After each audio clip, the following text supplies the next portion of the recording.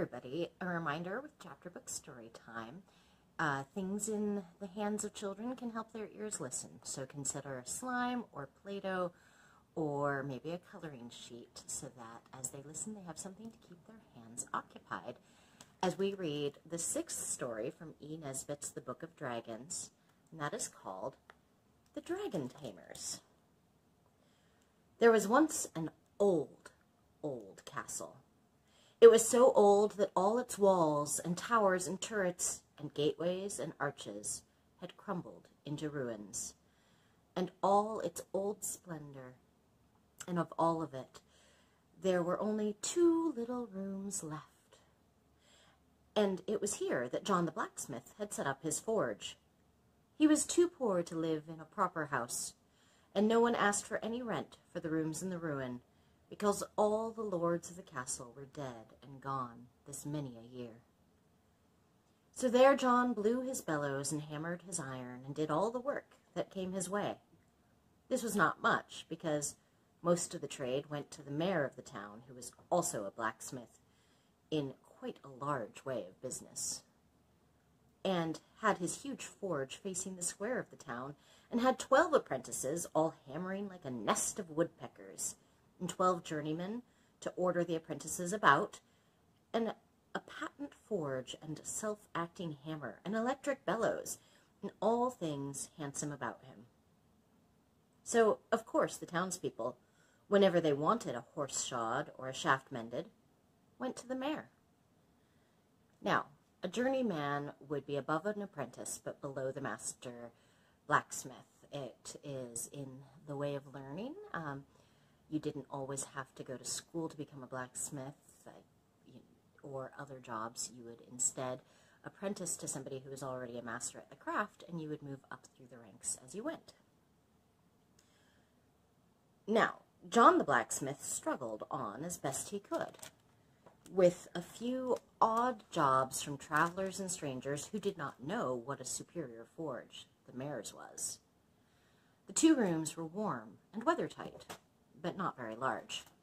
So the blacksmith got into the way of keeping his old iron, his odds and ends, his faggots, and his 2 pence worth of coal in the great dungeon down under the castle. Now, the definition of a faggot is a bundle of sticks, but in this case, it is a blacksmith's faggot that we're talking about, and that is when you gather rods of metal or steel or iron together like a bundle of sticks, and then you would forge it together, melt it together. And so that is what we mean by that word in this case. So, he would gather all the odds and ends and his 2 pence worth of coal in the great dungeon under the castle. It was a very fine dungeon indeed, with a handsome vaulted roof and big iron rings whose staples were built into the wall, very strong and convenient for tying captives to. And at one end was a broken flight of wide steps leading down no one knew where. Even the lords of the castle in the good old times had never known where those steps led to. But every now and then they would kick a prisoner down the steps in their light-hearted, hopeful way, and sure enough, the prisoners never came back. The blacksmith had never dared to go beyond the 7th steps. No more have I. And so I know no more than he did what was at the bottom of those stairs. John the blacksmith had a wife and a little baby. When his wife was not doing the housework, she used to nurse the baby and cry, remembering the happy days when she lived with her father, who had 17 cows and lived quite in the country. And when John used to come courting her in the summer evenings, as smart, with a posy in his buttonhole. A buttonhole is the little buttonhole where you would put little flowers. You can see them on fancy suits today, maybe at weddings. And John the blacksmith would come courting her on the summer evenings with a posy in his buttonhole. But now John's hair was getting gray, and there was hardly ever enough to eat. As for the baby, it cried a good deal at odd times, but at night, when its mother had settled down to sleep, it would always begin to cry, quite as a matter of course, so that she hardly got any rest at all, and this made her very tired. The baby could make up for its bad nights during the day, if it liked, but the poor mother couldn't. So whenever she had nothing to do, she used to sit and cry, because she was tired out with work and worry. One evening, the blacksmith was busy with his forge. He was making a goat shoe for the goat of a very rich lady, who wished to see how the goat liked being shod, and also whether the shoe would come to 5 pence or 7 pence before she ordered the whole get. So, have you ever heard of a goat being shod like a horse? I have never heard of anybody putting a horseshoe type thing on a goat. Actually, if you want to take a chance, go and look up horses' hooves and goats' hooves, and you'll see that horses don't have cloven hooves, but goats do. I don't even know if it would be possible to shoe a goat. Maybe something to look up and see what you can find. But clearly this rich old lady is very stingy with her money, because she's having to make just one shoe first before she decides about ordering the rest. But this was the only order John had had that week. And as he worked, his wife sat and nursed the baby, who, for a wonder, was not crying. Presently, over the noise of the bellows and over the clank of the iron, there came another sound. The blacksmith and his wife looked at each other. I heard nothing, said he. Neither did I, said she. But the noise grew louder, and the two were so anxious not to hear it that he hammered away at the goat shoe harder than he had ever hammered in his life, and she began to sing to the baby, a thing she had not had the heart to do for weeks. But through the bellowing and hammering and singing, the noise came louder and louder, and the more they tried not to hear it, the more they had to do. What do you think the noise might be? I don't know. With a name like the Dragon Tamers for this story, could be something. It was like the noise of some great creature purring, purring, purring. And the reason they did not want to believe they really heard it was that it came from the great dungeon down below, where the old iron was, and the firewood, and the 2 pence worth of coal, and the broken steps that went down into the dark and ended no one knew where. It can't be anything in the dungeon, said the blacksmith, wiping his face. Why, I shall have to go down there after more coals in a minute. Oh, there isn't anything there, of course. How could there be? Said his wife. And they tried so hard to believe that there could be nothing there that presently they very nearly did believe it. Have you ever had that happen to you, where you believe something so much that you actually start to believe it, as in at first you're trying to convince yourself, oh no, I didn't break that pencil in two, nope, and then you say it often enough, you start to believe it. But does that actually make it truth? Because I think that noise is going to lead to something in this story. The blacksmith took his shovel in one hand and his riveting hammer in the other, and hung the old stable lantern on his little finger and went down to get the coals. I'm not taking the hammer because I think there is something there, said he, but it is handy for breaking the large lumps of coal. Oh, I quite understand, said his wife, who had brought the coal home in her apron that very afternoon, and knew that it was all coal dust. And if you think about it, coal was lumps of coal. I mean, that's what it's made out of. But a big lump might cost more. And when she says she knew that it was all coal dust, they're very poor, remember, so they couldn't afford nice big lumps of coal. They had lower quality coal. No need for a hammer to break that up. So he went down the winding stairs to the dungeon and stood at the bottom of the steps, holding the lantern above his head just to see that the dungeon really was empty as usual. Half of it was empty as usual, except for the old iron and odds and ends, and the firewood and the coals. but the other side was not empty. The other side was quite full. What it was full of was a dragon. It must have come up those nasty broken steps from goodness knows where, said the blacksmith to himself, trembling all over, and he tried to creep back up the winding steps. But the dragon was too quick for him. It put out a great claw and caught him by the leg, and as it moved, it rattled like a great bunch of keys, or like the sheet iron they made thunder out of in pantomimes. A pantomime is a very British thing. At Christmas time, they do plays all over the country called pantomimes that are interactive, a lot of fun, often based on fairy tales. And one of the great examples of things from pantomimes is somebody like in Dora the Explorer will say, "Oh, do you see the bad guy creepy somewhere? I don't see him." And then all the children will shout, "He's behind you!" as the character creeps behind. It's a lot of fun. But the dragon, maybe not so much fun. So, "No, you don't," said the dragon in a spluttering voice like a damp squib. "Dearie, dearie me," said poor John, trembling more than ever in the claw of the dragon. "Here's a nice end for a respectable blacksmith." The dragon seemed very much struck by that remark. "Do you mind saying that again?" he said, quite politely. So John said again, very distinctly, "Here is a nice end for a respectable blacksmith." "Oh, I didn't know," said the dragon. "Fancy now, you're the very man I wanted."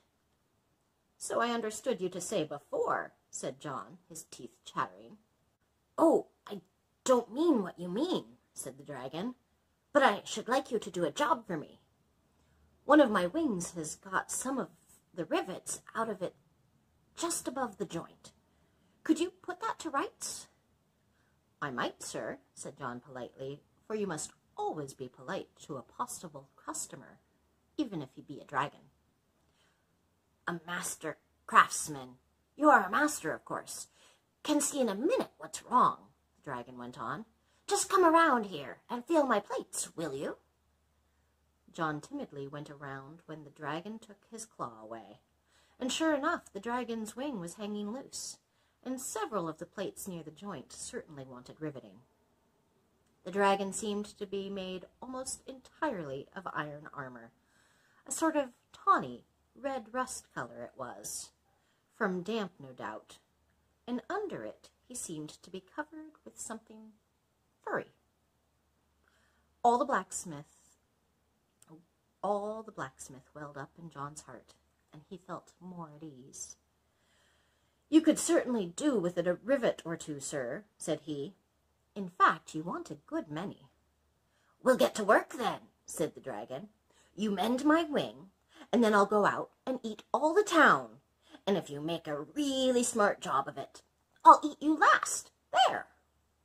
I don't want to be eaten last, sir," said John. "Well, then, I'll eat you first," said the dragon. "I don't want that either, sir," said John, still being polite. The dragon is a customer, as we know. "Go on with you, you silly man," said the dragon. "You don't know your own silly mind. Come, set to work." "I don't like the job, sir," said John, "and that's the truth. I know how easily accidents happen. It's all fair and smooth, and please rivet me, and I'll eat you last. And then you get to work, and you give a gentleman a bit of a nip, or a dig under his rivets, and then it's fire and smoke, and no apologies will meet the case. You know, sometimes a dragon just can't help himself." "Upon my word of honor as a dragon," said the other.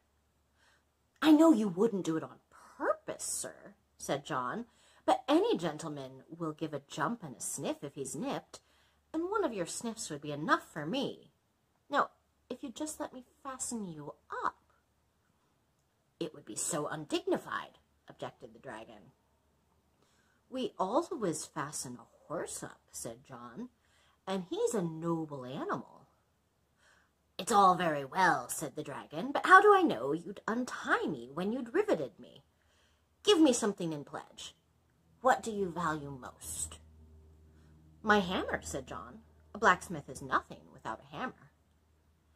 "But you'd want that for riveting me. You must think of something else, and at once, or I'll eat you first."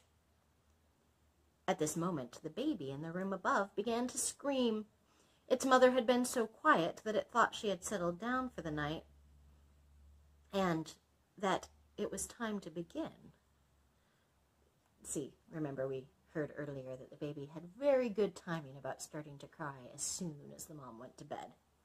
But do we think that Mom had been quiet because it was nighttime? I think I'd be quiet if I had a dragon under my castle. "What's that?" said the dragon, starting so that every plate on his body rattled. "It's only the baby," said John. "What's that?" asked the dragon. "Something you value?" "Well, yes, sir, rather," said the blacksmith. "Then bring it here," said the dragon, "and I'll take care of it till you've done riveting me, and you shall tie me up."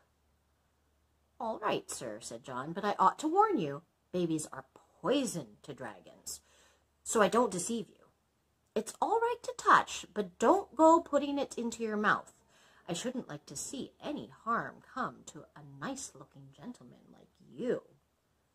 The dragon purred at his compliment and said, "All right, I'll be careful. Now go and fetch the thing, whatever it is." So John ran up the steps as quickly as he could, for he knew that if a dragon got impatient before it was fastened, it could heave up the roof of the dungeon with one heave of its back and kill them all in the ruins. His wife was asleep. Oh, isn't that interesting? Maybe she was so quiet she fell asleep, in spite of the baby's cries. And John picked up the baby and took it down and put it between the dragon's forepaws. "You just purr to it, sir," he said, "and it'll be as good as gold." So the dragon purred, and his purring pleased the baby so much that it stopped crying. Then John rummaged among the heap of old iron and found some heavy chains and a great collar that had been made in the days when men sang for their work and put their hearts into it.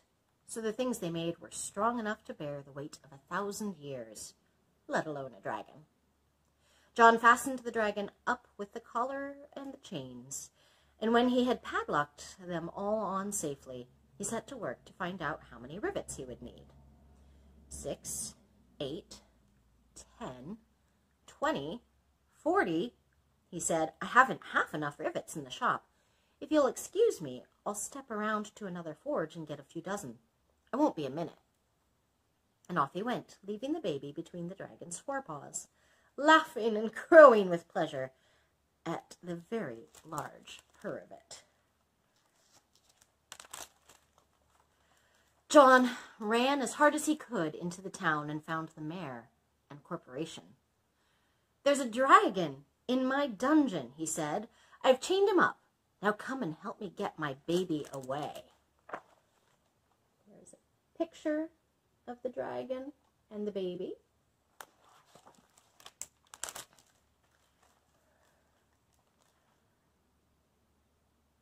And he told them all about it. But they all happened to have engagements for that evening, so they praised John's cleverness and said that they were quite content to leave the matter in his hands. "But what about my baby?" said John. "Oh, well," said the mayor, "if anything should happen, you will always be able to remember that your baby perished in a good cause." So John went home again and told his wife some of the tale. "You've given the baby to the dragon?" she cried. "Oh, you unnatural parent." "Hush," said John as he told her some more. "Now," he said, "I'm going down. After I've been down, you can go, and if you keep your head, the boy will be all right." So down went the blacksmith, and there was the dragon, purring away with all his might to keep the baby quiet. "Hurry up, can't you?" he said. "I can't keep up this noise all night." "I'm very sorry, sir," said the blacksmith, "but all the shops have shut. The job must wait till the morning, and don't forget, you've promised to take care of that baby. You'll find it a little wearing, I'm afraid. Good night, sir." The dragon had purred till he was quite out of breath, so now he stopped, and as soon as everything was quiet, the baby thought everyone must have settled for the night. And that was when it was time to scream. So he began. "Oh dear," said the dragon, "this is awful." He patted the baby with his claw, but it screamed more than ever. "And I'm so tired, too," said the dragon. "I did so hope I should have a good night." The baby went on screaming. "There'll be no peace for me after this," said the dragon. "It's enough to ruin one's nerves." "Hush, then." "Diddums, then." And he tried to quiet the baby as if it had been a young dragon. But when he began to sing, "Hush-a-bye, dragon," the baby screamed more and more and more. "I can't keep it quiet," said the dragon. And then suddenly he saw a woman sitting on the steps. "Here, I say," said he, "do you know anything about babies?" "I do a little," said the mother. "Oh, then I wish you'd take this one and let me get some sleep," said the dragon, yawning. "You can bring it back in the morning before the blacksmith comes." So the mother picked up the baby and took it upstairs and told her husband. And they went to bed happy, for they had caught the dragon and saved the baby.